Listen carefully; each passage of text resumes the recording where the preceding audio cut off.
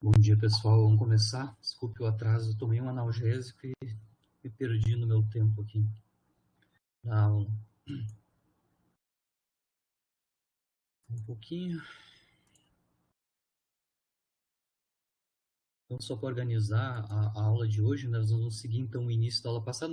No finalzinho da aula passada, nós começamos a analisar a questão de sistemas de partículas, né? A gente definiu centro de massa e começou a analisar momento linear. Então, eu vou retomar aquelas duas análises, né? A definição do vetor posição centro de massa e também a definição do momento linear do sistema e as condições em que ele é conservado, e depois ver também, mais no final da aula, a questão da definição do momento angular de um sistema, né, de um sistema de partículas e as condições em que o momento linear, o momento angular, perdão, vai ser conservado.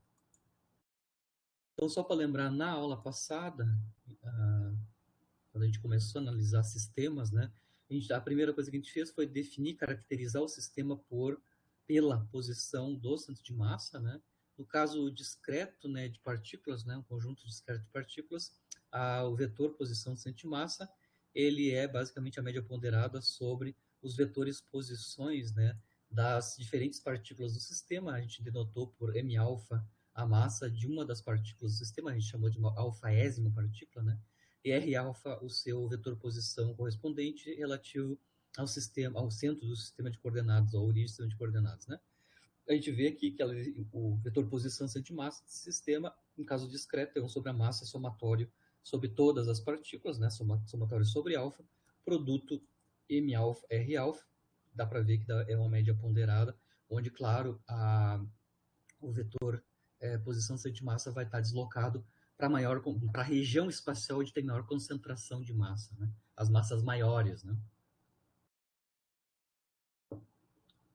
No caso de sistemas contínuos, aí o somatório vira uma integração nos elementos infinitesimais de massa, né?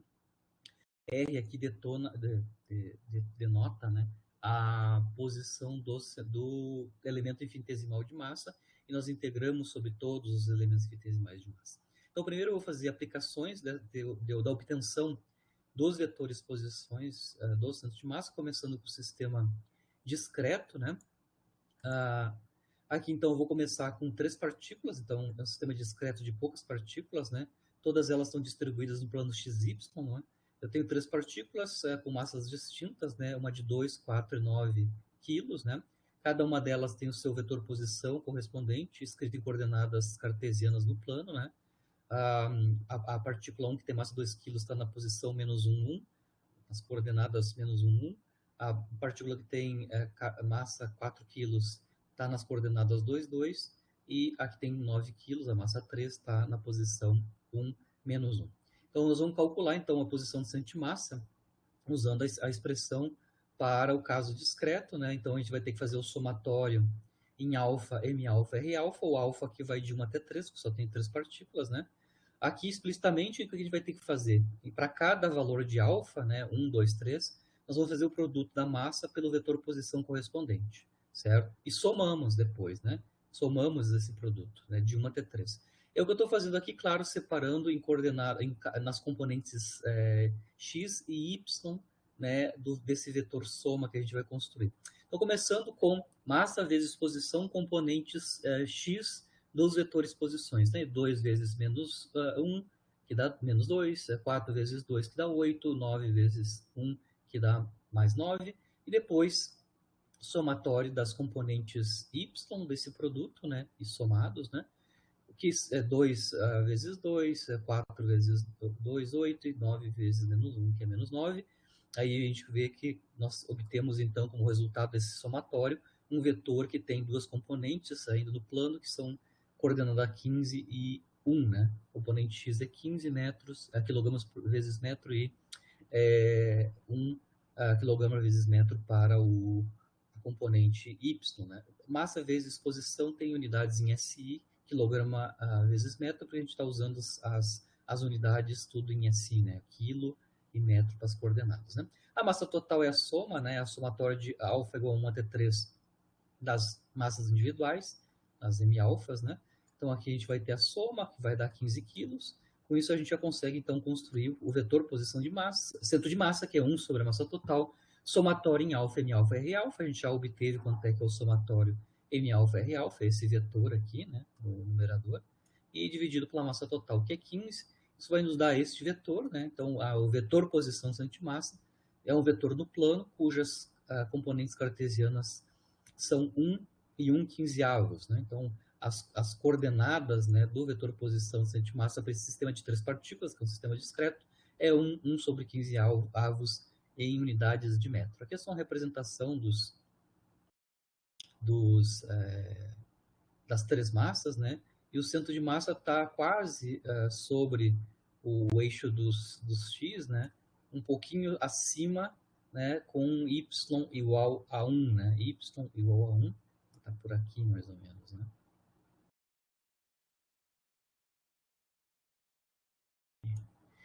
Bem aqui entre as partículas, obviamente ele está mais deslocado para um pouquinho mais para perto das duas concentrações de massa M1 e M3. Né?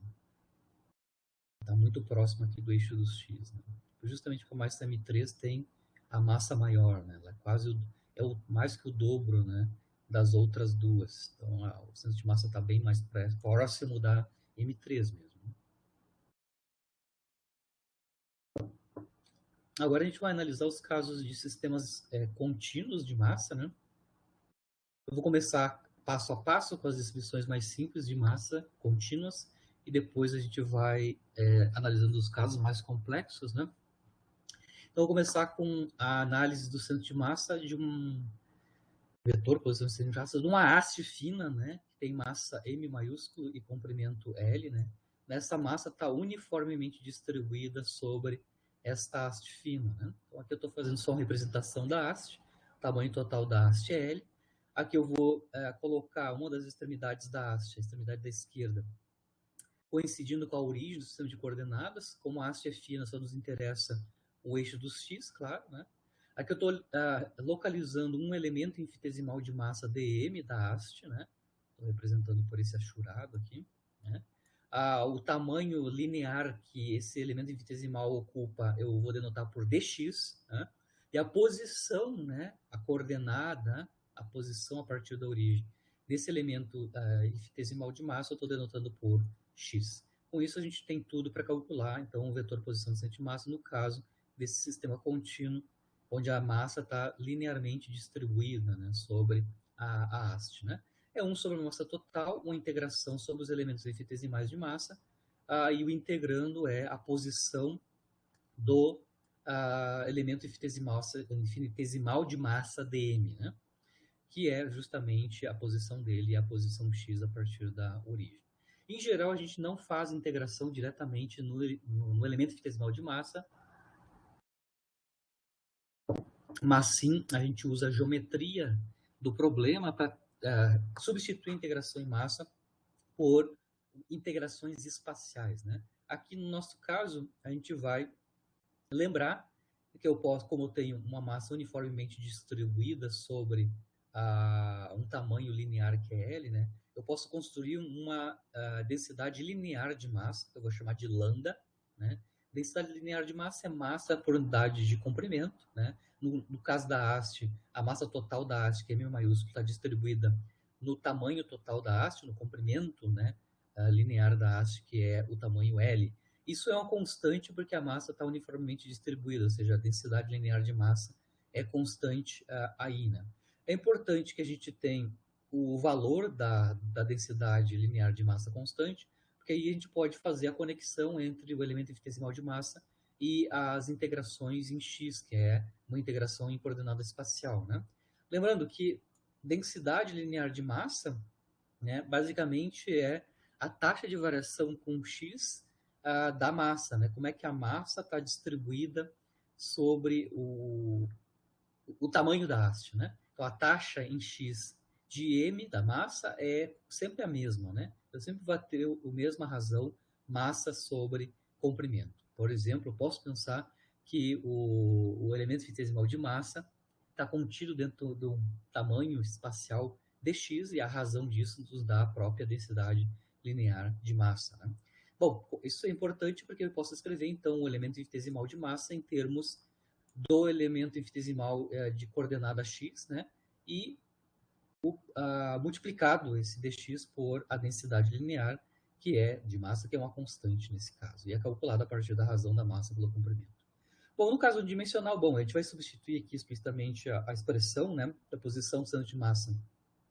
No caso de sistemas contínuos, é 1 sobre a massa total, vetor posição localizando o elemento infinitesimal de massa, e o dm, né, o elemento infinitesimal de massa, a gente substituiu agora por lambda dr, né, no caso 3D, né, quando eu estou com massa distribuída sobre uma região linear, né, uma distância linear, uma direção linear. Como a gente está tratando do caso 1D, né, onde a coordenada é só a coordenada x, né, eu posso então localizar a coordenada x do vetor posição de massa, que é um vetor que aponta em uma única direção, né, unidimensional, né. Eu sobre a massa total, claro, aqui eu vou ter então posição do centro de massa, coordenada x, perdão, posição do elemento infinitesimal de massa, a coordenada x dele, ou a componente cartesiana x dele é x, e o dm, né, foi substituído por lambda dx, claro? E depois já calculamos, né, colocamos os limites de integração em x, né? Aqui nós vamos integrar de 0 até o tamanho da haste, que é L, né? Então a integração em x vai de 0 até L. Tá? E aí calculamos a componente x, ou a componente cartesiana x, né? Do vetor posição de centro de massa. Né? Então, o vetor posição de centro de massa basicamente é x, cm e chapéu, né? O vetor linear da direção é x. Bom, retiramos as constantes, fazemos a integração em x, substituímos os limites de integração de 0 até L. Aí a gente vai obter, então, que o x do centro de massa basicamente é L sobre 2, ou seja, é a metade, né, do comprimento da haste, que é o que a gente pensava que é o intuitivo, né, que o centro de massa está no meio do caminho, né, na metade da haste, justamente porque a densidade de massa aqui, né, é uniforme, né? Então, devido à densidade ser uniforme, obviamente a posição do centro de massa está no meio da haste, na posição L sobre 2, medida a partir da origem. Aqui eu vou analisar uma distribuição de massas distribuída num plano, né? Então aqui eu vou tentar encontrar o centro de massa para um sistema contínuo onde a massa está uniformemente distribuída, então ainda continuo com distribuição uniforme, só que ela está distribuída numa superfície, tá? Essa superfície é a superfície que está abaixo da parábola, né, com concavidade para baixo, y igual a 4 menos x ao quadrado, certo? E apenas o primeiro quadrante, tá? Então, a superfície onde essa massa está distribuída uniformemente, né, é justamente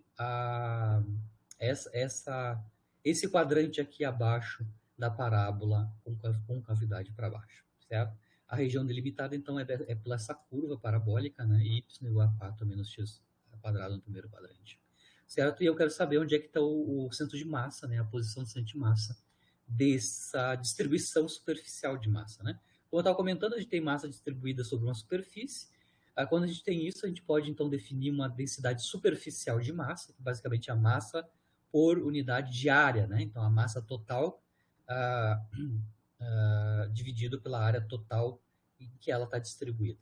Nesse caso, como a gente está com distribuição uniforme, a sigma, né, densidade superficial de massa, é uma constante, né? Massa total pela superfície total. Primeiro vamos calcular a área total, que é necessária aqui para calcular o sigma, né? A área total da superfície, estou chamando de A, né? É justamente a integral sobre a curva, né?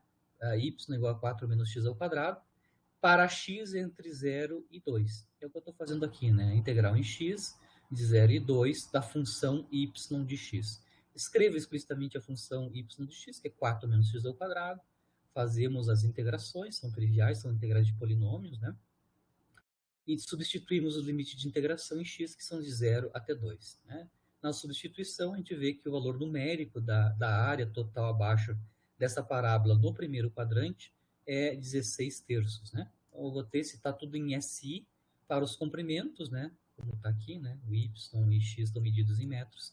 Eu tenho 16 terços de metros cúbicos para a área total ocupada pela essa massa aqui abaixo da parábola no primeiro quadrante.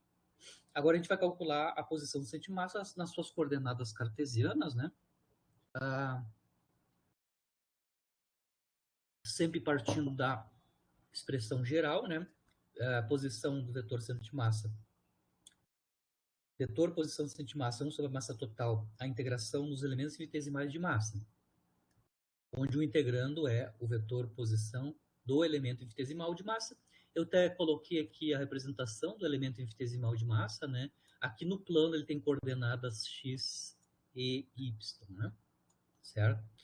E, finalmente, o próximo passo é substituir o elemento infinitesimal de massa por elementos de integrações espaciais, né? No nosso caso, como a densidade é uniforme, né? Massa por unidade de área é uniforme, a gente sabe que a taxa de variação com a área da massa é uma constante que vale sigma, né? Ou posso pensar também que o elemento infinitesimal de massa ocupa uma área, né, que é dA, e esta razão é sempre o mesmo valor constante, sigma, né? Com isso, a gente consegue, então, substituir o elemento infinitesimal de massa por o elemento infinitesimal de área multiplicado por sigma, que é o que está aqui, né? Então, dm pode ser escrito como sigma, a densidade superficial, vezes o elemento infinitesimal de área em sistema de coordenadas cartesiano, né? Bom, agora a gente consegue já escrever as componentes x e y, né, do vetor posição do centro de massa, né?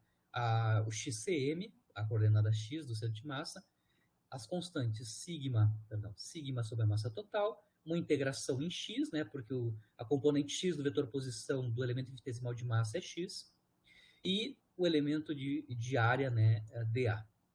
A componente y do vetor posição do centro de massa, né, é sigma sobre m, a integral da componente y do vetor posição do elemento infinitesimal de massa, que eu chamei de y, e o elemento infinitesimal de área, né? Então, as coordenadas x e y do centro de massa, nesse caso, são obtidas, a menos das constantes sigma sobre m, são obtidos por integrações, né? Duas integrais de área em coordenadas cartesianas, né? Nós vamos integrar x, uma integração de área de x e uma integração em área de y, né? Vamos lá. Vamos começar com a integração em x, né? Então, a oposição x do centro de massa, né, é sigma sobre m, a integração em área de x. Tá? O elemento infinitesimal de área em coordenadas cartesianas é dx dy, né? Quem nós estamos integrando em área é a x, e aqui agora a gente vai colocar em consistência os limites de integração, né? Em x, né, em x, é a integral mais externa aqui, nós vamos integrar de 0 até 2, que são as coordenadas, né, os limites aqui do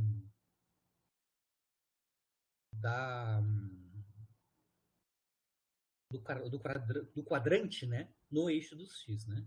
Vai de 0 até 2 o primeiro quadrante aqui em x. 0 até 2. E os limites em y, né, vão de 0 até a expressão de y versus x, que é a expressão, né, a curva parabólica, né? Então, eu vou de 0 até y de x, onde y de x é 4 menos x ao quadrado. Bom, nós temos as constantes. A primeira integração que a gente vai fazer, claro, é a integração em y, né? Porque a integração em y, ela vai depender de x, o limite superior em y depende de x. Então, primeiro eu estou fazendo a primeira integral, que é a integral em y, né? Não temos y no integrando, então a integral em y é y, calculado de 0 até 4 menos x ao quadrado, certo? E depois resta, ainda nós fazemos o cálculo da integração em x, né? Calculado de 0 até 2, né? Multiplicado por sigma sobre m. Então, nós temos sigma sobre m, a integral em x, que agora é a integral de x vezes o resultado da integração em y, que é 4 menos x ao quadrado, né? Integrado de 0 até 2. Aqui estão as integrais, são integrais de polinômio, integrado de 0 até 2, né? Bom, substituindo os limites de integração, a gente consegue ver que a posição do centro de massa, basicamente, é 4 vezes a razão sigma sobre m. Vamos fazer o mesmo procedimento para a coordenada y do centro de massa, né? Aqui a gente então tem sigma sobre m, a integração em y na área, né? Integração de área já está aqui, né? dx dy em cartesianas. A gente está integrando em área a coordenada y, né? Lembrando agora que em y a gente tem os limites de integração. Em y a integral vai de 0 até 4, né? São os limites aqui do primeiro quadrante, né? 0 até 4 em y. E em x, né, a gente vai ter que escrever x em função de y, porque os limites em x vão de 0 até x de y, né? A função x de y que corresponde ao primeiro quadrante. É fácil, é só inverter aqui, né? Se a gente tem y igual a 4 menos x ao quadrado, nós temos então que x ao quadrado, né, vale 4 menos y, né? Ou seja, x vale mais ou menos 1 menos y raiz, né? Como a gente está no primeiro quadrante, né, todos os x aqui são positivos, isso significa que a gente vai usar o sinal mais, né? Se a gente está representando x com função de y no primeiro quadrante. Então, por isso que aqui o limite superior é justamente, perdão, aqui é 4, né? 4 menos y raiz, né? Mais 4 menos y raiz, que é o que está aqui, né? Mais raiz quadrada de 4 menos y é x em função de y, né? Bom, a primeira integração que a gente tem que fazer é justamente em x, né? Porque ela vai depender de y, né? A integral em x, não temos integrando em x, então a integral em x é x, calculada de 0 até raiz de 4 menos y, né? Isso vai nos dar exatamente 4 menos y, né? E aí refazemos a integração restante, que é a integração em y, de 0 até 4, a menos das constantes, né? Então, a gente vai ter como resultado final, depois da integração, né? A sigma sobre m, o resultado da integração em y, que é um pouquinho menos trivial, porque eu tenho y raiz de 4 menos y, né? Tem potências aqui que tem que ser calculadas, mas a princípio é tudo tranquilo de calcular analiticamente, né? Calculadas de 0 até 4, o resultado da integração em y, né? O resultado da substituição, né, dos limites de integração, principalmente o superior, que é o que interessa, né, vai nos dar, como fator numérico, acompanhando sigma sobre m, 128 por 15 avos. Tá? E aí a gente já tem, então, a princípio, a posição, as coordenadas x e y do centro de massa e são proporcionais à razão sigma sobre m. Lembrando que sigma é a massa total dividido pela área total, se a gente está com distribuição uniforme de massa, né? E significa que sigma sobre m, que aparece nas duas expressões do xcm e do ycm, sigma sobre m é justamente, se eu dividir sigma pela massa, eu vou ter justamente o inverso da área total, que a gente já mostrou, a área 16 terços, né? Se nós invertermos a área total, nós vamos ter 3 sobre 16 avos para a razão sigma sobre m. Então, a posição x do centro de massa, né, a coordenada x do centro de massa, é sigma sobre m, 3/16 avos vezes 4, né? Vezes 4. E a coordenada y centro de massa é sigma sobre m vezes a razão 128 quinzeavos, né? 3/16 vezes 128 quinzeavos. Isso dá 8 quintos, né? E 3 quartos para a posição coordenada x, né? Então, a coordenada x do centro de massa é 3 quartos e a coordenada y do centro de massa é 8 quintos, né? Tudo em metros, né? Então, aqui estão as coordenadas da posição do centro de massa. Quando eu tenho, então, uma distribuição uniforme de massa sobre uma superfície, e essa superfície é delimitada pelo primeiro quadrante e a parábola y igual a 4 menos x ao quadrado.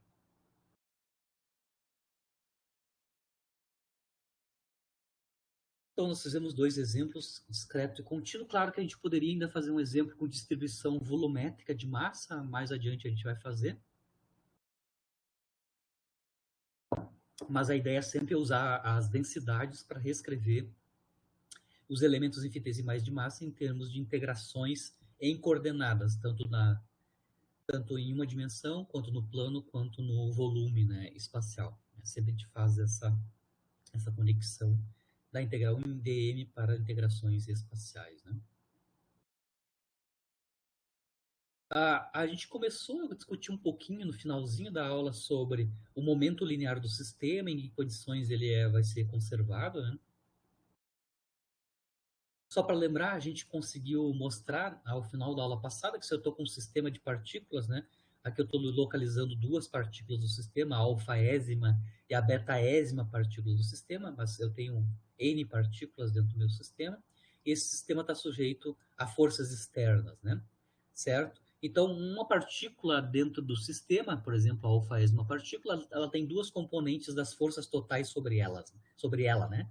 As forças externas sobre ela, né? Força resultante externa sobre ela, e a força devido à interação com todas as outras partículas do sistema que eu chamei de internas, né?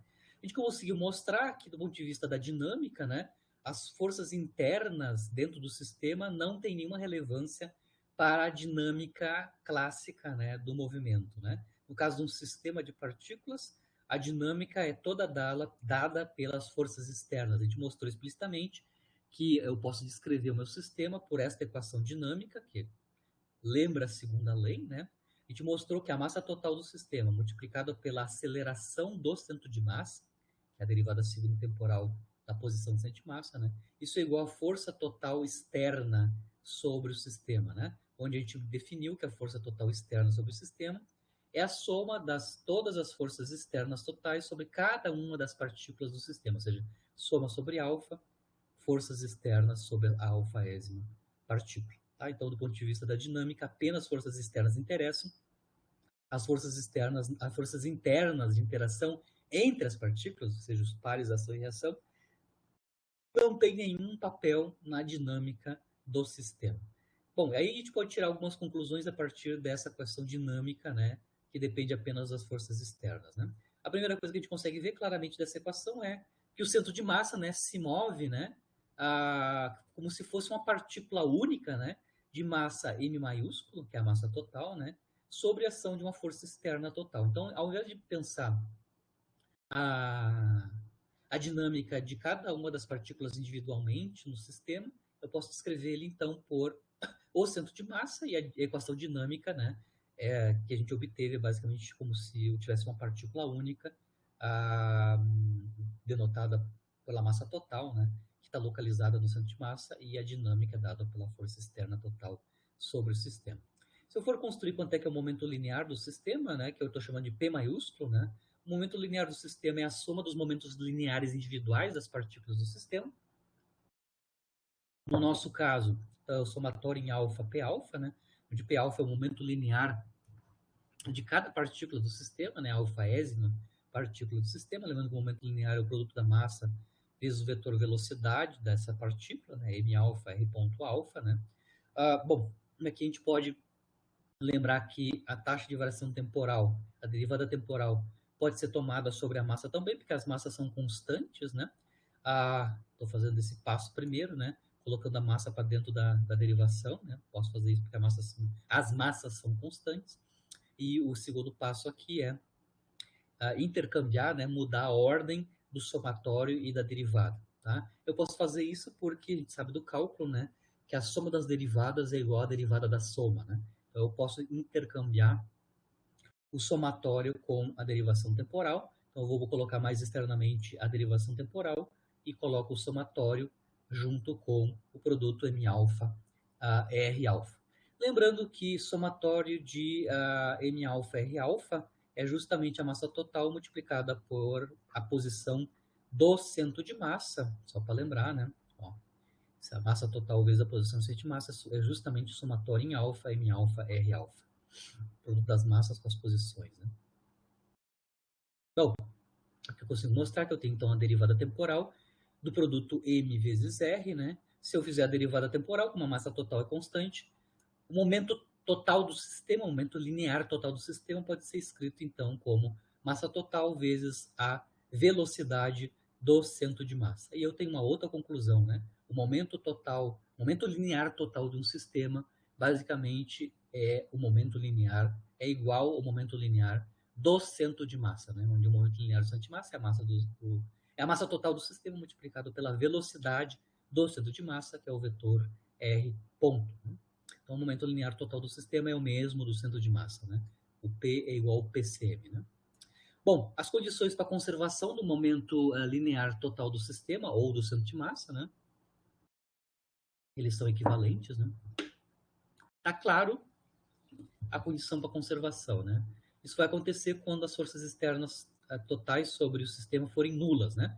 Então, se eu tenho força líquida externa sobre o sistema zero, né, nula, sistema isolado, basicamente, é isso que eu quero dizer, né? Sistema isolado, não interagente com o meio externo, né? Isso vai implicar da equação dinâmica aqui de cima, né? Que massa vezes aceleração do centro de massa é zero, né? Ou seja, massa vezes a aceleração do centro de massa vai dar o vetor nulo, onde a aceleração do centro de massa é a derivada temporal da velocidade do centro de massa, né? Lembrando que a velocidade do centro de massa é justamente igual a perdão, a m vezes a derivada temporal da velocidade do centro de massa, é justamente essa quantidade da esquerda, né? Isso é basicamente a derivada temporal do momento linear do centro de massa, né? A derivada temporal para aqui para fora, né? Eu vou ter a derivada temporal do produto m vezes v cm, que é o momento linear do centro de massa. Então a gente consegue mostrar que a taxa de variação temporal do momento linear do centro de massa, que é a mesma taxa de variação temporal do momento linear total do sistema, né, é zero. Tá? Então a gente consegue mostrar que se as forças externas são nulas, a derivada temporal, ou a taxa de variação temporal do momento linear do sistema é nulo, e significa que o momento linear total do sistema é um vetor constante. Então, tem uma quantidade conservada, que é o momento linear do sistema, que é o mesmo momento linear do centro de massa, no caso onde o meu sistema de partículas está isolado, ou seja, a força externa total sobre o sistema é nula. Essa é a condição para a conservação do momento linear, né? Então, o momento linear total de um sistema livre de forças externas é um vetor constante, né? É uma constante de movimento, e é exatamente igual ao momento linear do centro de massa, né? Aqui eu vou fazer uma aplicação de conservação de momento linear.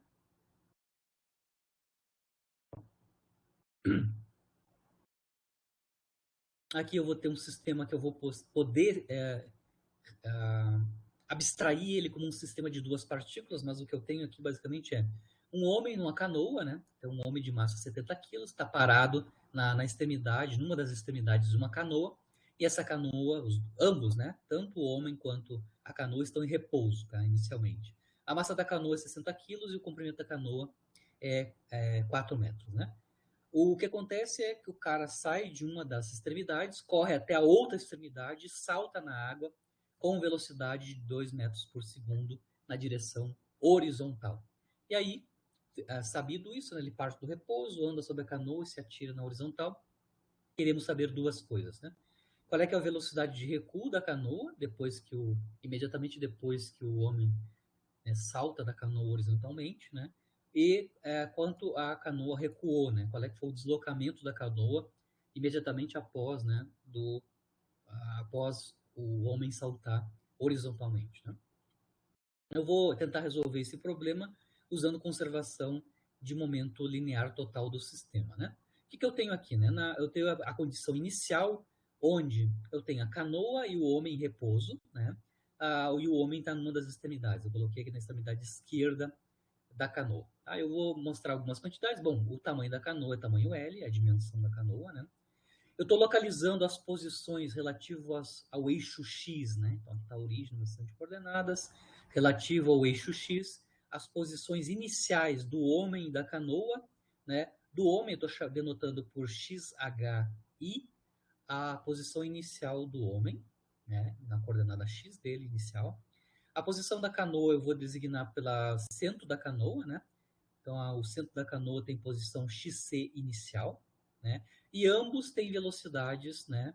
Tanto a canoa quanto o homem têm velocidades nulas no instante inicial. Então, o V homem, a velocidade do homem inicial é zero, a velocidade da canoa inicial é zero. Aí nós vamos para o instante onde o homem se atira, né, horizontalmente, né? E, claro, quando ele faz isso, a canoa está recuando, né, com uma certa velocidade e houve um deslocamento da canoa. Então, eu vou aqui só renotar as velocidades e as posições. As posições novas do homem, né, que está agora na extremidade direita, né, estou chamando XHF como a posição final do homem, imediatamente após ele se atirar na horizontal, né? A posição da canoa nova, né? XCF, a posição final da canoa, né? E as velocidades novas, né? A velocidade do homem final, para a direita, horizontal, e a velocidade de recuo da canoa, que é o VCF, né? A velocidade da canoa final, que é uma velocidade de recuo, obviamente, né? E as posições novas, né? Bom, dado essas duas configurações, eu vou abstrair o meu sistema homem-canoa como sendo um sistema de duas partículas, né?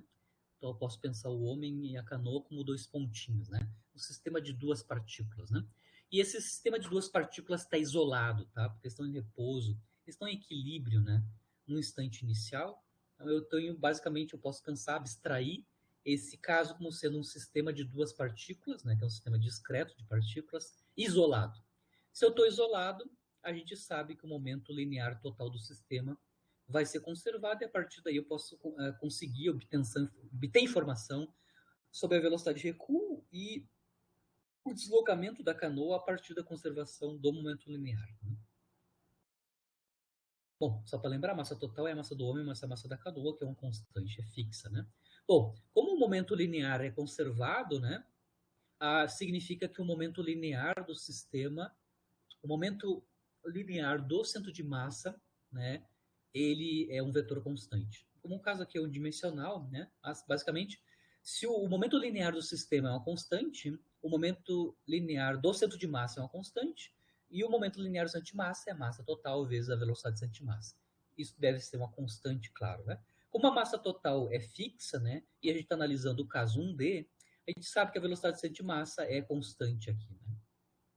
Advinda, né, como consequência da conservação do momento linear do centro de massa. Né? Então, a gente já sabe que a velocidade de centro de massa é uma constante, certo? A velocidade de centro de massa inicial é zero, né?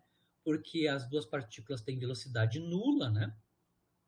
Só para lembrar como é que a gente calcula a velocidade do centro de massa, né? Só vou fazer o detalhe aqui do cálculo da velocidade do centro de massa, né? Para calcular a velocidade do centro de massa, o vetor velocidade do centro de massa, né? A gente parte da expressão da posição do centro de massa, que é 1 sobre a massa total, no caso discreto, somatório em alfa, m alfa, r alfa, né? Fazemos a derivada temporal do vetor posição do centro de massa, isso vai nos dar a velocidade do centro de massa, o vetor velocidade do centro de massa, isso vai ser, então, 1 sobre a massa total, somatório em alfa, m alfa, a derivada dos vetores de posição são os r pontos alfa. Né? E aí nós temos a expressão do vetor velocidade do centro de massa. 1 sobre a massa total, somatório em alfa, m alfa, v alfa, né? Onde v alfa são as velocidades de cada uma das partículas. No caso discreto, então, a velocidade do centro de massa basicamente é a média ponderada das velocidades individuais de cada uma das partículas do sistema. Né? Bom, o que eu estava mostrando aqui, né, comentando, a gente já entendeu que a velocidade do centro de massa inicial vai ser nula, porque se eu estou fazendo uma média ponderada das velocidades iniciais para obter o vetor velocidade do centro de massa inicial, como ambas as velocidades são nulas, isso significa que a velocidade de centro de massa inicial é zero por definição do vetor velocidade de centro de massa. Né? Então a gente já sabe, só das condições iniciais, que a velocidade de centro de massa inicial é zero. Mas a velocidade de centro de massa é conservada. Isso implica que a velocidade de centro de massa final também é zero por conservação do momento linear do centro de massa. Então, a condição inicial nos diz que a velocidade de centro de massa inicial é zero e a conservação de momento linear nos diz, implica, né, que a velocidade de centro de massa final é zero. Certo? Eu vou usar, então, esta condição, né, que a velocidade de centro de massa é zero. A velocidade de centro de massa em qualquer ponto, na verdade, né, ela vai ser sempre zero. Né? Ela é conservada, é sempre zero.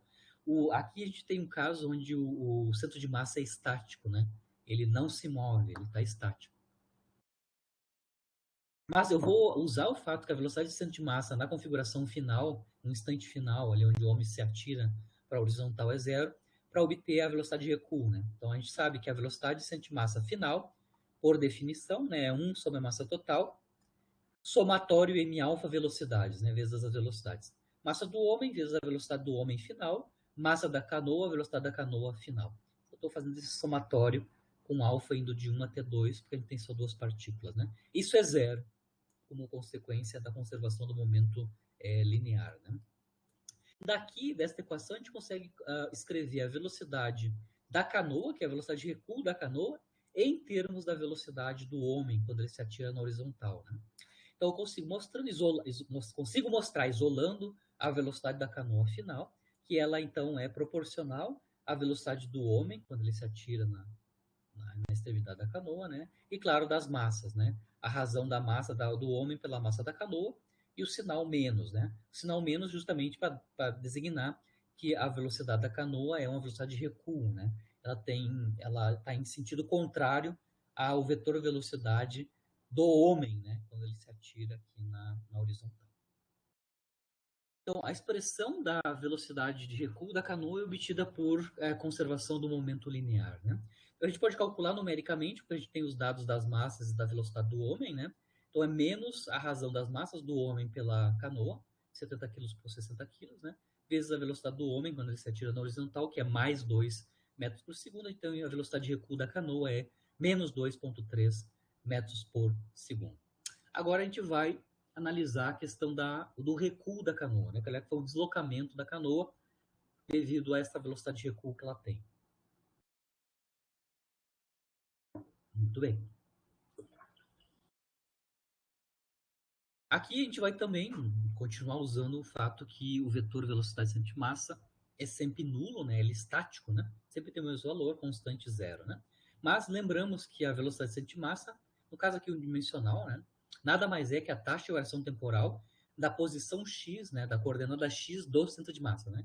VCM aqui, como é unidimensional, é justamente a taxa de variação temporal da coordenada x do centro de massa. Isso é sempre zero, né? Em qualquer instante de tempo.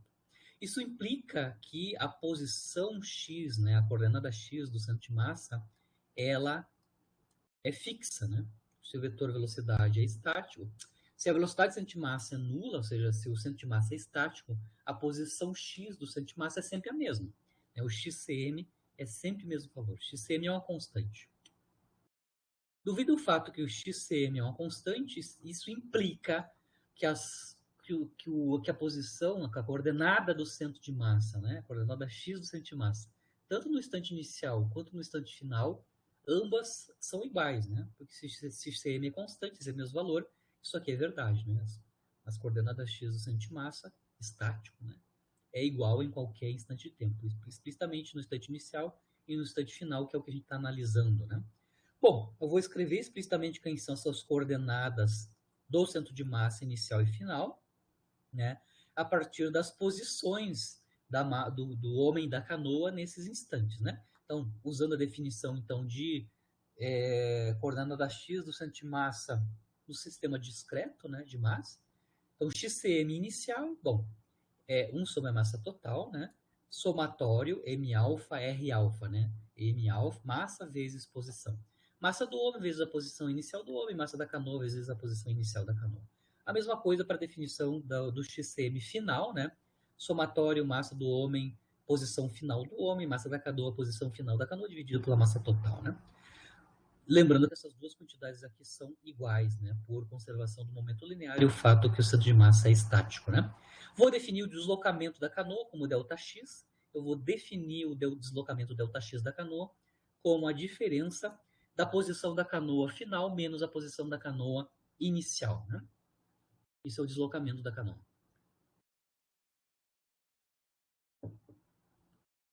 Relativo à origem do sistema de coordenadas, eixo X positivo, né? Se eu definir o deslocamento desta forma, eu consigo escrever a, a, tanto a posição da canoa final quanto a posição do homem final em termos do deslocamento, né? Então, eu vou escrever, por exemplo, quanto é que fica a posição final do homem, que aparece aqui na expressão de centimassa, né? A componente x. A posição final do homem, XHF, né? É basicamente a posição inicial do homem, mais o tamanho da canoa, que é o L, e que ele caminha sobre ela, né?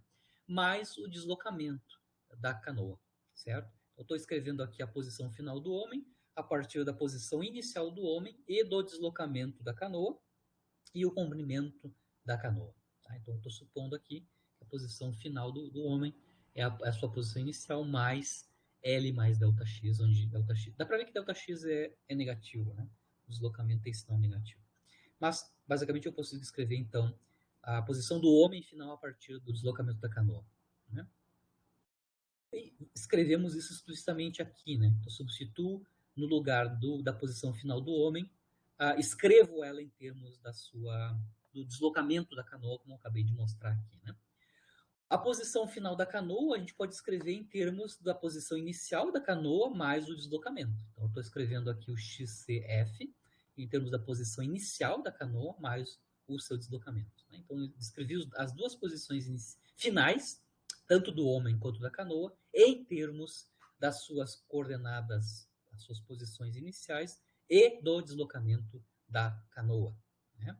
Lembrando que esses x de centro de massa inicial e final são iguais, significando que esta quantidade aqui é igual a esta primeira quantidade aqui. Né? As massas no denominador se cancelam e a gente tem então igualdade dos numeradores, ou seja, esta quantidade aqui tem que ser igual a este numerador aqui, certo?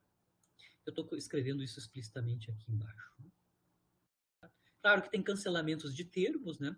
No lado esquerdo a gente vai ter o cancelamento completo, vou ter 0 no lado esquerdo e no lado direito resta o deslocamento da canoa multiplicado pela soma das massas, né? Massa do homem com massa da canoa. E claro, um termo sozinho que é a massa do homem multiplicado por o comprimento da canoa, certo? Com isso agora eu já consigo isolar ΔX, né, que é o deslocamento da canoa. Ele vai ser escrito em termos das massas e do tamanho da canoa. Se eu isolar aqui, então, ΔX, eu vou ter que... ΔX vale menos, né, a razão da massa do homem por a massa total do sistema multiplicado pelo comprimento da canoa. Então, é essa expressão do deslocamento da canoa em termos do seu tamanho e das massas, né? Obtida a partir da conservação do momento linear, sempre, né? A gente pode calcular numericamente quanto é que esse deslocamento, né? Menos, né, a massa do homem, que é 70 kg, dividido pela massa total, que é 60 mais 70, né? Multiplicado pelo comprimento da canoa, que é 4 metros. Isso em metros vai nos dar menos 2,2 metros como sendo o deslocamento da canoa devido ao seu recuo, né? Certo? Tanto o deslocamento quanto a velocidade de recuo a gente obteve por conservação do momento linear, fazendo abstração que esse sistema é um sistema isolado, né, que conserva momento linear. A gente, das condições iniciais, até tem uma simplificação disso, né? Das condições iniciais, como estava todo mundo estático, né, as duas partículas estavam estáticas, o centro de massa é estático, né? Ou seja, ele não se move, as coordenadas do centro de massa são fixas, né, no tempo. Agora vamos analisar a questão do momento angular de um sistema de partículas, né? Então a gente vai ter que definir o momento angular total do sistema e as condições em que o momento angular total do sistema vai ser conservado, né? Então, para começar a análise definir o momento angular total do sistema de partículas, inicialmente eu vou considerar um sistema de partículas discreto, tá? Depois a gente pode analisar o que acontece quando eu vou para um sistema contínuo de massa, né? Muito bem. Então, aqui eu tenho uma representação do meu sistema, esse blobzinho aqui, né? Aqui eu estou representando também o centro de massa do sistema, tá? E uma das partículas do sistema é a alfaésima partícula do sistema que está localizado aqui, tá? Então, eu localizei uma das partículas do sistema, que é a alfaésima partícula, e a localização do centro de massa. Vamos supor que ele está ali, né? E o sistema. Tá, eu vou localizar essas quantidades a partir da origem do sistema de coordenadas inercial, né? Certo? A posição do centro de massa é dado pelo vetor R maiúsculo, a posição da alfaésima partícula medida a partir dessa origem do sistema de referência inercial é R alfa, e uma novidade aqui, né? Eu vou localizar a alfaésima partícula a partir do centro de massa, tá? Para isso eu vou designar um segundo vetor posição, que é o vetor R alfa', tá? O R alfa' é o vetor posição da partícula rótulo alfa, medida não a partir da origem O, mas sim a partir do centro de massa. Então, quando eu tenho linha nos vetores posições, isso significa que essas quantidades são subdivididas relativas ao centro de massa. Mas eu consigo ver desses três vetores, né, que a posição da partícula, da alfaésima partícula relativa à origem O, pode ser escrita como a soma desses dois vetores, né? O vetor posição do centro de massa mais a posição da alfaésima partícula relativa ao centro de massa. Tá? Tá? Isso é uma verdade, certo? Feito essas notações, agora eu vou calcular o momento angular desta alfaésima partícula, né? Relativa a essa origem O, né? Então, o momento angular da alfaésima partícula, que eu vou denotar por L alfa, né? É o produto vetorial, né? Posição, momento, né? R alfa vetor P alfa, onde R alfa e P alfa são posição e momento linear da alfaésima partícula, né? Esse é o momento angular de uma das partículas. Se eu quiser o momento angular de um sistema de N partículas discreto, né? Que eu vou denotar por o vetor L. Então, o vetor L é o vetor momento angular total do sistema de partículas. Eu vou somar sobre todas as partículas, né? Os seus momentos angulares individuais. Então, vou fazer um somatório em alfa, L alfa. Basicamente, eu estou somando os momentos angulares individuais. Aqui eu estou escrevendo explicitamente a expressão do momento angular individual, abro a expressão do momento linear, né, que é m alfa, r alfa ponto, né, e passo final, né, aqui no produto vetorial, eu vou substituir, vou tentar escrever o momento angular total do sistema em termos das coordenadas do centro de massa, ou das quantidades associadas ao centro de massa, tá? Então, a gente vai fazer duas substituições aqui, tá? Primeiro, eu vou substituir o vetor posição da alfaésima partícula em termos da posição de centro de massa e da posição da alfaésima partícula relativa ao centro de massa, que é o vetor R alfa', né? E aqui também, né, a derivada temporal do vetor posição vai ser, então, a soma das derivadas temporais do vetor posição de centro de massa e do vetor posição R alfa'. Certo? Com isso, então, eu vou escrever o momento angular total do sistema em termos das quantidades relativas ao centro de massa, tanto a posição do centro de massa quanto as coordenadas das partículas relativas ao centro de massa, certo? Isolamos a massa, né, e nós vemos que nós temos um produto vetorial que envolve dois vetores soma, né? Então, a gente vai ter que abrir esse produto vetorial, nós vamos ter 4 produtos vetoriais, né? Termo a termo, né? Que eu estou escrevendo aqui explicitamente, né? Momento angular total do sistema, o somatório em alfa, m alfa, e o resultado dos produtos, né? Dois vetores somas, produto vetorial. Então, tem o primeiro produto vetorial, que é R ponto, relativo ao centro de massa, mais a R ponto alfa linha, R alfa linha vetor R ponto, e finalmente R alfa linha com R ponto R alfa linha, né? 4 termos, tá? 4 termos. Nós vamos agora aplicar os somatórios a cada um desses termos, né? Aqui explicitamente.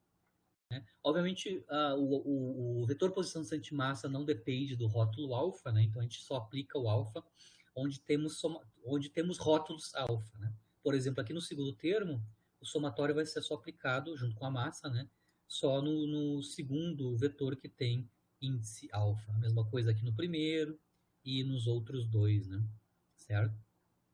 Bom, eu posso mostrar que o segundo e o terceiro termo são nulos, né? Porque esses dois termos envolvem, né? Envolvem somatório em alfa, m alfa, r alfa linha, tá? Eu vou mostrar que esta quantidade aqui é zero explicitamente, né? Somatório em m alfa, r alfa linha, que aparece, por exemplo, no terceiro termo aqui, certo? Quem é essa quantidade aqui, tá? Lembrando que o r alfa linha, eu posso escrever o R alfa' como a diferença de R alfa menos a posição do centro de massa. Aqui. R alfa' é R alfa menos a posição do centro de massa. Né? Aplicamos o somatório, agora eu vou ter dois termos. Né? O primeiro termo eu tenho somatório em M alfa, R alfa. E o segundo termo nós temos menos a posição do centro de massa, somatório em alfa das massas. Né? No segundo termo aqui, o somatório das massas nos dá a massa total do sistema, certo? E lembrando que somatório de M alfa é R alfa, por definição da posição do centro de massa, né? Somatório M alfa R alfa é justamente a massa total multiplicada pelo vetor posição do centro de massa. Eu vejo então que o somatório M alfa R' alfa é justamente zero, tá? Porque eu estou subtraindo massa vezes posição do centro de massa. Então, essa quantidade aqui é nula, certo? Então, esse terceiro termo é totalmente nulo. Eu posso mostrar que esta quantidade aqui também é zero, né? ela envolve, então, o somatório M alfa, R alfa linha, ponto, né? Derivada do vetor R alfa linha, né? Isso aqui. O segundo termo, então, envolve esse produto vetorial, mas o que eu quero mostrar é quanto é que é esta quantidade. Somatório em alfa, M alfa, R alfa linha, ponto, né? Bom, a primeira coisa que a gente já fez é, primeiro, tomar a derivada temporal sobre o produto M alfa, R linha alfa, e depois intercambiar o somatório com a derivada, né? Quando eu intercambio o somatório pela derivada, sobra aqui no meu somatório de M alfa, R alfa linha, que a gente acabou de mostrar que é zero, né? Então, aqui basicamente eu tenho a derivada temporal de uma quantidade nula. Então, esse segundo termo é nulo também, tá? Então, só o primeiro e o último termo são não nulos na expressão do momento angular total do sistema de partículas, né? O primeiro, que é o somatório em M alfa do produto vetorial RR ponto. Lembrando que o somatório em M alfa é a massa total do sistema, né? R com R ponto, né? E depois o último termo nós temos somatório em M alfa e R alfa linha com o vetor velocidade R alfa linha ponto, né? Eu vou colocar a massa junto com R alfa linha ponto, que é momento linear, né? Aqui. O primeiro termo, basicamente, a gente consegue mostrar que eu tenho M vezes R vetor R ponto, né? E o segundo termo, basicamente, a gente tem o somatório, né? O somatório de R alfa linha com o momento linear de cada partícula do sistema, mas esse momento linear está relativo ao centro de massa. Então, P alfa linha é o momento linear de cada uma das partículas do sistema, não relativo a O, mas relativo ao sistema de coordenadas no centro de massa, né? Porque as posições que eu estou usando aqui para fazer a derivada temporal são as posições das partículas relativas ao centro de massa, né? Certo? Ainda a gente tem posso passar essa massa junto com o R ponto, né? Lembrando que o massa vezes R ponto é basicamente a massa vezes a velocidade do centro de massa. Massa vezes velocidade do centro de massa é o momento linear do centro de massa. Então, eu consigo mostrar, finalmente, né, que o momento angular total de um sistema de partículas, o primeiro termo, basicamente, é o produto vetorial posição do centro de massa com o momento linear do centro de massa.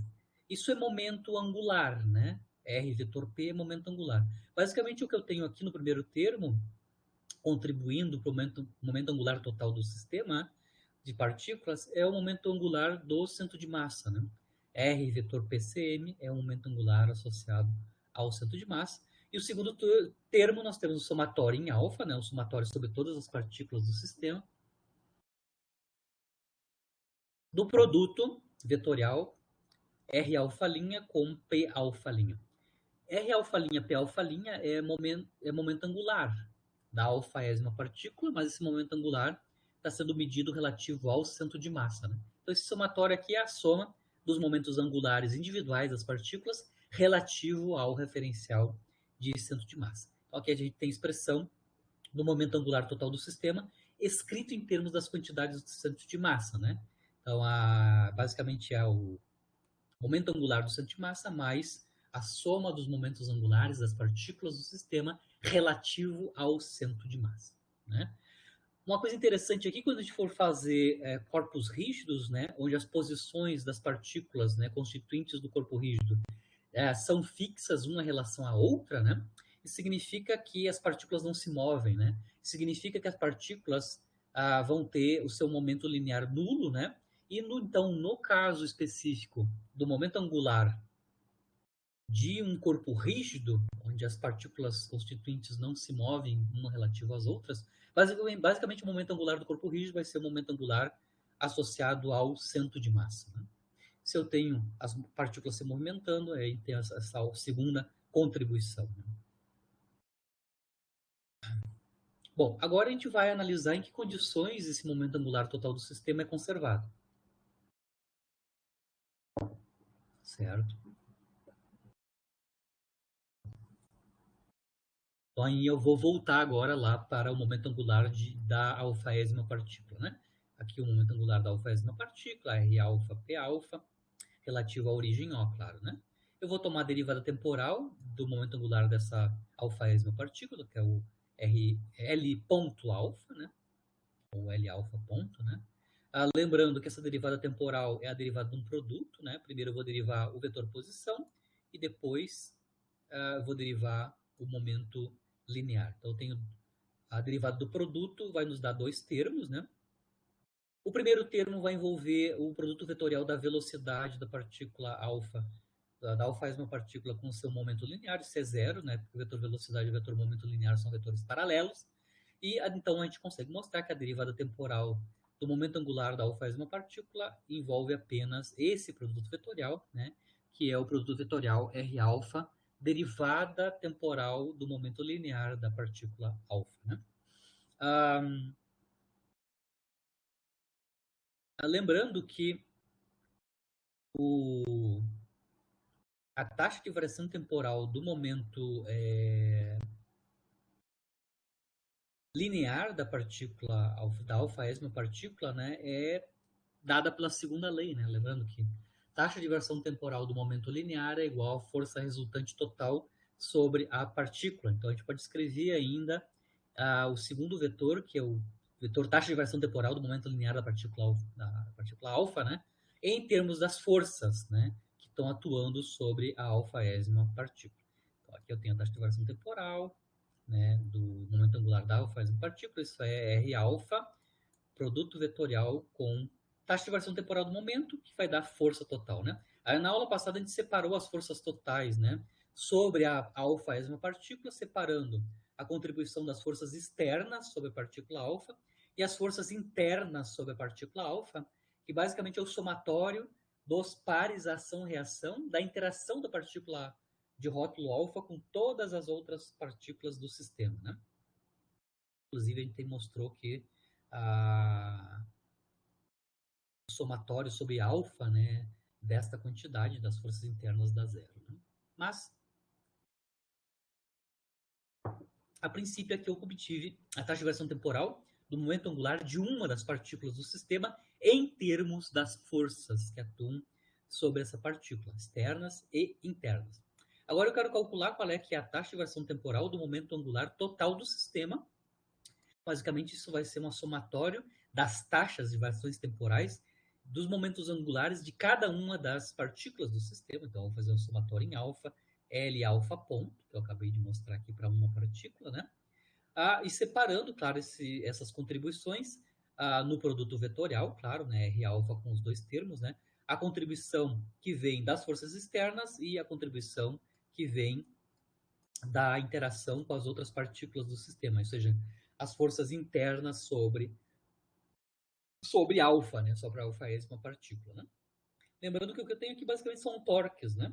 O primeiro aqui eu tenho o torque sobre a partícula alfa devido às forças externas, e depois aqui no segundo termo, basicamente eu tenho torque sobre a partícula alfa devido à interação com as outras partículas do sistema. Lembrando que R vetor F é torque, né? Vetor torque. Eu ainda posso reescrever o segundo termo, que envolve um somatório duplo, né? Primeiro eu estou somando sobre todas as partículas do sistema, ou seja, eu estou somando sobre alfa, né? Mas ainda já tinha um somatório sobre beta nos pares ação e reação. A gente pode mostrar que esse somatório duplo pode ser escrito como um somatório simples, né? Com alfa menor que beta, mas quando a gente faz o somatório simples, a expressão que eu vou ter que fazer o somatório é esta daqui, né?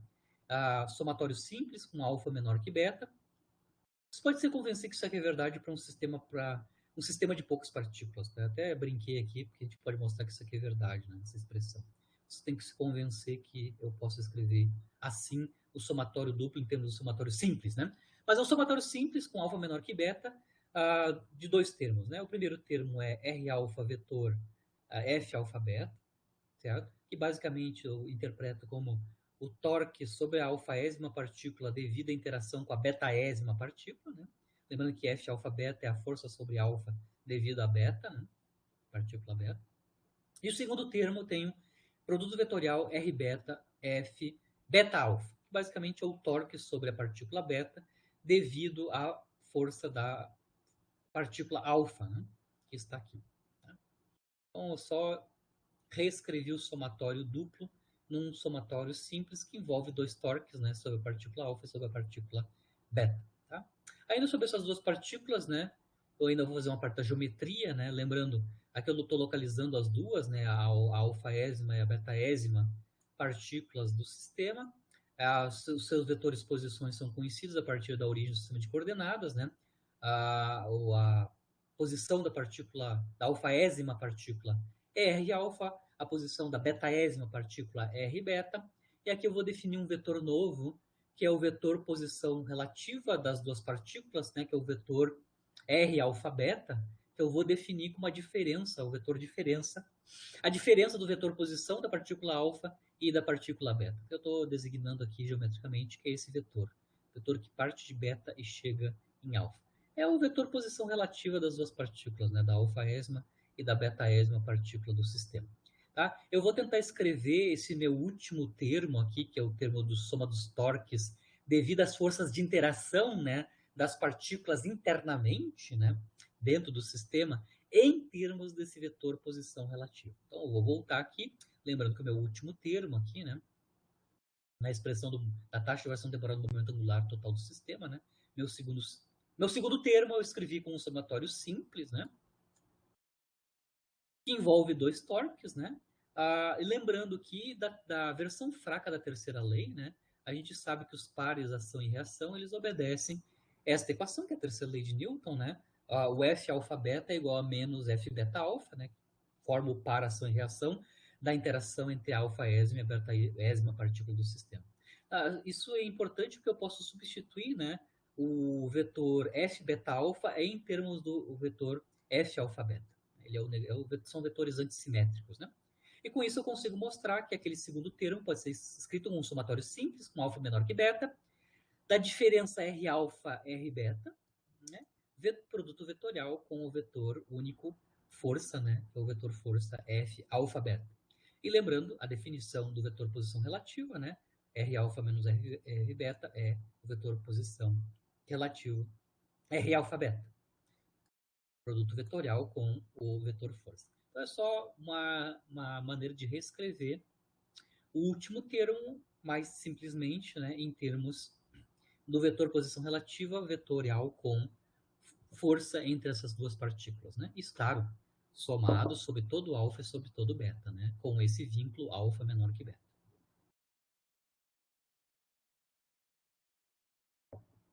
Muito bem.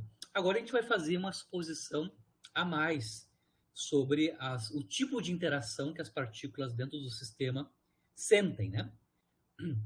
Aqui, se eu impor, por exemplo, a versão forte da terceira lei, a versão forte da terceira lei significa que a interação é tipo central, né? Que as interações dentro do sistema são tipo central, e significa que as forças de interação F alfa beta, né, estão na mesma linha, né, que une as partículas, né?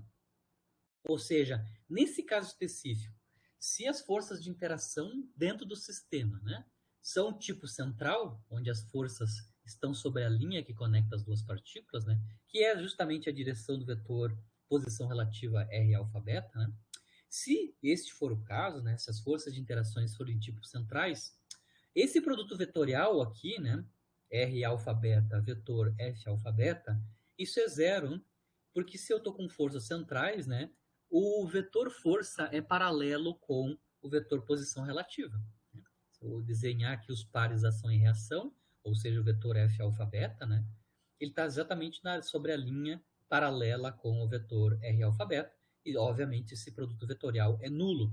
Então, especificamente nesse caso, né, onde as forças de interação internas são tipos centrais, a gente pode escrever simplesmente, porque o último termo, então, aqui, para a contribuição da taxa de variação temporal do momento angular total do sistema vai ser nulo, né?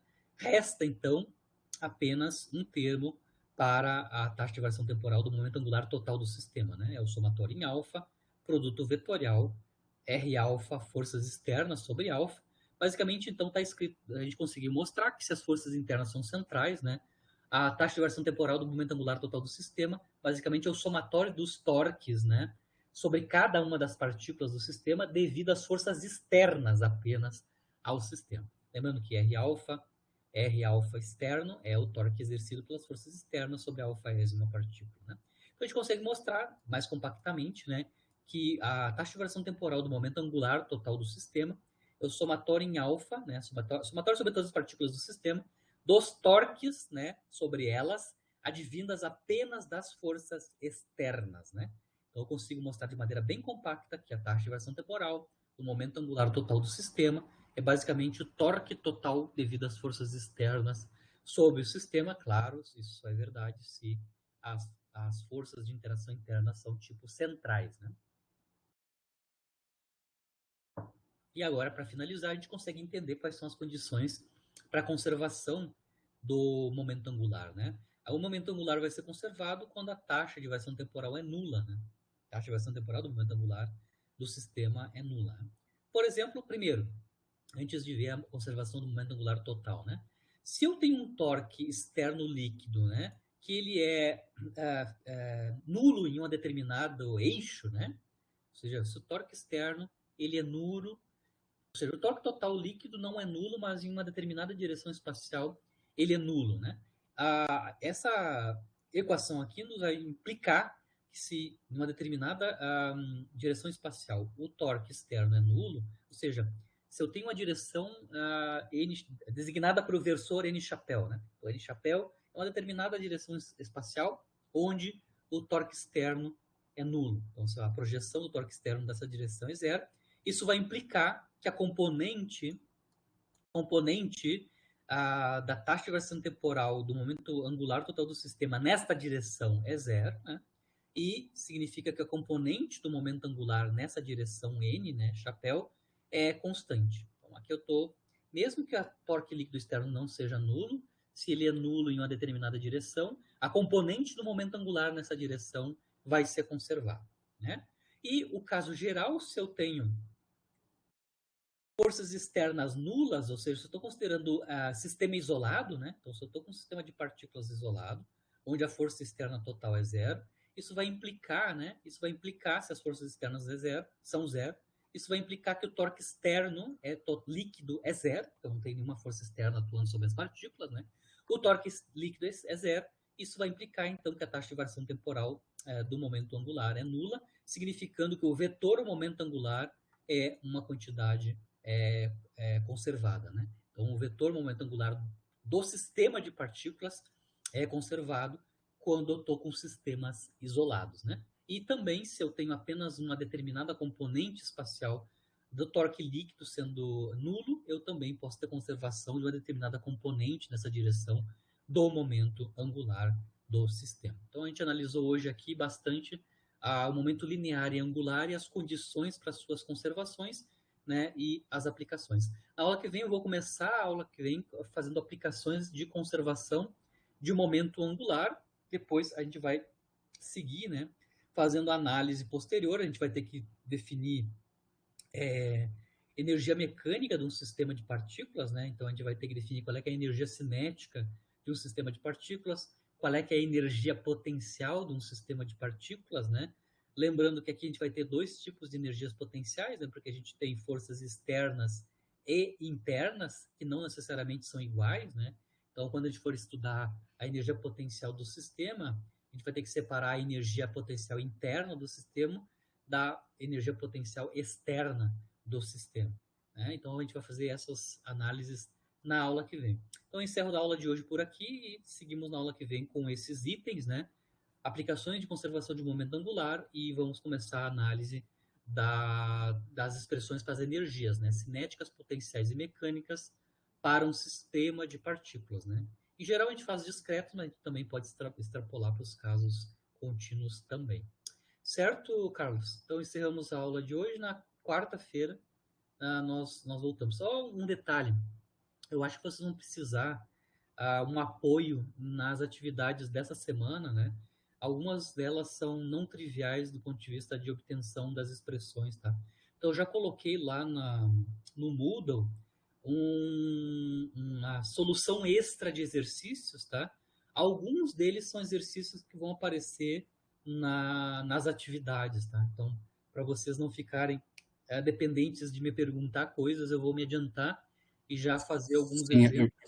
eu já dei uma olhadinha lá. Eu já vi que tinha algumas novidades lá, já abri e já baixei. Isso. Então vocês vão ver que vocês vão. Aquelas notinhas vão ajudar vocês um pouco, porque Uhum, algumas delas são bastante extensas para calcular o valor numérico. A questão é simples, mas a obtenção da resposta é comprida, né, para achar uhum, a expressão. entendi. Então eu já coloquei ali, porque no histórico dos últimos semestres o pessoal tranca um pouco ali, né? Entendi.